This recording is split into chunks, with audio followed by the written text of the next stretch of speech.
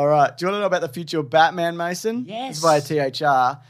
This is David Zaslav on the future of Batman. I think over the next few years, you're going to see a lot of growth and opportunity around DC. There is not going to be 4 Batmans. And so part of the strategy is to drive the hell out of DC, which James and Peter are going to do. I think they've thrilled the fans. I think they're going to thrill you over a period of time. Wow. I love being thrilled over a period of time. If how good would it be if I hate it when I'm thrilled all at once in a Yeah, span of then a it's single over. second. I'm like, oh. now it's regular life again. Regular life sucks. I'm covered in soot. Ugh. This apple's all rotten, but it's all I have. Why I'm saying This sooty apple. So he says there's 4 Batmen, which is true at the moment. There's Pattinson, there's Affleck, and these are all active Batmen, I should point out. Keaton? Keaton, and... A guy outside the. Who's the 4th one? This is obvious, isn't it? Is it Ian Glenn from Titans? I mean, maybe. I mean, he's one of them. Yeah. Maybe TV isn't included. Yeah. I would love to know who this 4th Batman is. Let me check. Oh, it's Pete Best. Oh, from the whatever. From the Beatles, yeah. From the whatever. That's right. Yeah, no, I guess. Yeah, so does he mean like there's not going to be 4 Batmans because there's three Batmans? There's not going to be 4 Batmans. There's going to be 3 Batmans. We're doing a hard limit of 3 Batmans. I know the fans are clamoring for more Batmans at all times. Who's going then? Do you think they're going to like roll in Keaton and be like, see you later. Thanks for your cameo in The Flash. Now fuck off. Absolutely. Get the fuck out. Get out. Get out. You're too short also. I think they're going to get rid of Affleck and Keaton because it's just too much money. Yeah, maybe. Like at this point, what are you getting Affleck for? A cameo at best, I would imagine. You're not going to give him his own movie at this point because maybe he doesn't want to do it. And he's going to be, and his agent. I would like to see a Ben Affleck Batman movie. But I think his agent's going to be like, okay, and $15 million for this brief appearance? Yes? No? Okay, then he's not doing it. He's got other stuff to do. He's got a second marriage to whatever. Yeah, the lady. What's her name? That really famous woman. Really famous lady, Jennifer Love Hewitt. Jennifer Love Hewitt. He's got a secret marriage with Jennifer Love Hewitt, and he's got to maintain that. Exactly. Yeah, I don't know. We'll see because I think Affleck's probably in Flashpoint. Yep, I would say. Oh no, he is. We've seen like on-set stuff, and he's in Aquaman too. Okay. So who knows where we're at? Anyway, I just want the new Pattinson one. I liked that last one, and I want a new one. That's what I want, Mason. This is via... Couldn't have that as a soot-stained man back in the day. Yeah. You know, I get real people in my real life, Mason. Go on. Who are like, you know what? I don't like Robert Pattinson, but I liked that Batman movie. Okay. They're like, I hate him. And I'm like, why? Right. What? Twilight. Yeah. Or like fucking 10 years ago. Yeah. Get over it. And he's good in those movies. They're bad, but he's good in them. He's trying his best. I'd like to see you do better, my mate, in real life. That's what I say to them. All right, what else we got here, Mason? It's by the Rat Mason. So they're saying that Black Adam will not be profitable. Uh-oh. While Black Adam cost $150 million domestic total, it made $350 million at the global box office over the weekend. That's not going to be enough to turn a profit on the $195 million blockbuster that was accompanied by an expensive global marketing campaign. Even if somehow it inched its way to $400 million worldwide, Black Adam will fail to get in the red. It did have a huge marketing push, though, didn't it? It was everywhere for a time. I feel like bigger than Black Panther, even. So it was on all our eggs. It's true. Yeah. It said there's a section of... Hey, go see Black Adam. You know you want to. It's going to be a great film. It's got The Rock in it, and it's got a bunch of cool action sequences, and Pierce Brosnan is in it. It's true. I'm egg number 1 of 7. So there's also a section of Johnson. This is how it works. Johnson fans will turn out for anything that he's in, and that was a major reason why it posted the 50 million plus opening weekend.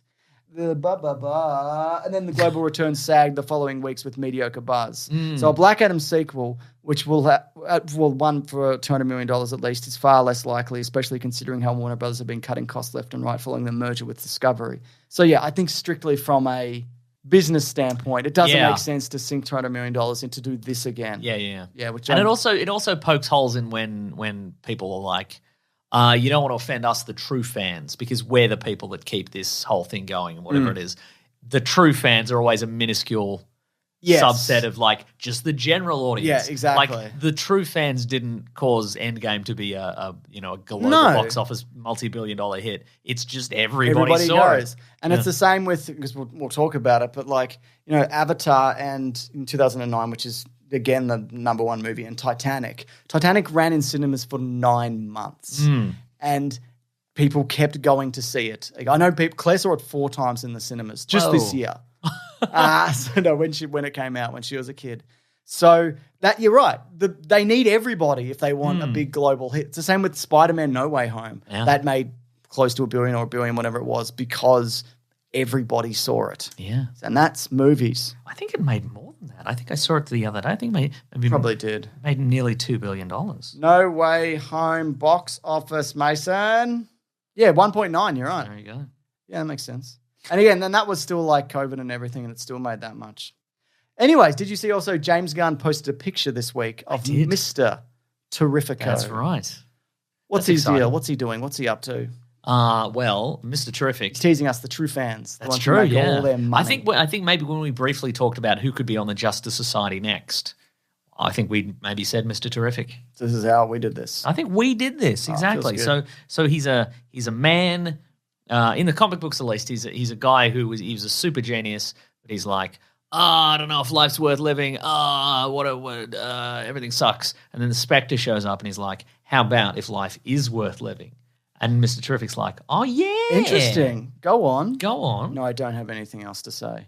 But just right. imagine if life. Just was imagine, worth. Yeah. I'm not a big ideas guy. I'm more of a wrath of God kind of guy. So if you want to just think about that. Yeah. But he's like, I believe he in the DC universe, he's considered the third smartest man in the world. So who's that behind? Lex Luthor and Bruce Wayne. Of course, yeah. But there's got to be smarter guys than that. No. All right then, great, terrific. They're also rich, which means you get a big computer. That's true. And that makes a huge difference. And a big fan base that'll just say you're a genius because you're rich. Anyway, but he has also, like, he's he has sort of Batman-esque abilities, and he's got like original, but like, so he's he's a world-class athlete, and he's a surgeon, and he's a martial artist and all that sort of stuff. Blah blah blah. Blah blah blah. He has like he's invented these devices. They're called T-spheres. They're like floating sphere devices, and they've got all sorts of cool gadgets in them. Ooh. He's invisible to technology. He can't be picked up on cameras and etc. Okay. So that's a fun little tidbit. So if you try to get a photo of him in your phone, you're like, it's Mr. Terrific, let me get a photo. He'll hit you, yeah. He'll hit me. Yeah. So that's how he's invisible. That's right, exactly. He'll just hit you. Word has got around. There's just a bunch of fragments of like security camera footage. Like he walks into a gas station and there's just this footage of him seeing the camera and then walking into the booth and just laying into a guy. Great stuff. So is this a character you'd like to see? Yeah, I mean, also this character has been previewed in the Arrowverse. He's the testing grounds. He's in Arrow, I believe. Okay, great. I didn't know that. I'm going to look up and see what his costume looks like. What am I going to do? I don't know. Do a little dance. Here we go.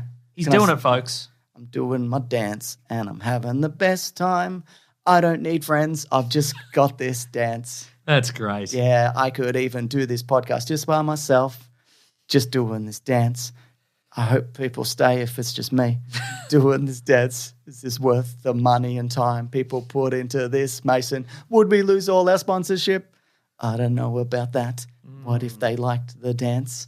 Anyway, it's the classic Arrow, the classic Arrowverse kind of leather suit situation. But as we know, he has fair play written along his. Do you think they're going to do the fair play along the? Have to. I think it's James Gunn. I think James Gunn will have him do that. Great stuff, Mason. All right. Bad news, everybody. For us, I guess. The worst news anyone's ever heard. This is terrible. Apparently Collins has informed us because I send this over in chunks. The episode that the voting has already closed on the Weekly Planet.